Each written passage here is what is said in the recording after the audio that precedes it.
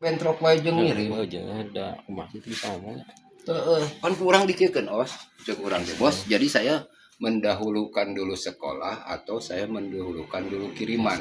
Serba salah. Sedangkan saya serba salah cek urang teh dikitukeunnya Jim.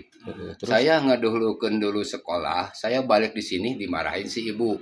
Kamu mah enak aja, di dieu mah batu riweuh, maneh mah aya nungguan sakola. Dikitukeun urang ka bos tadi, gedenge teh Jim. Terus kan Dikitukeun. tanggapannya? Iya tahu Pak Herman. Kan tugas Pak Herman teh cenah mau sibuk ke, mau enggak ke, yang penting mah sekolah dulu. Sekarang mah beresin.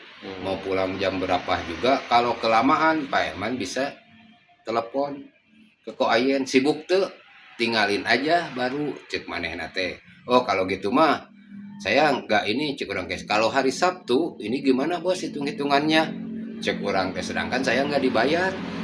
Sedangkan itu juga les juga sekolah cek orang teh. Sekarang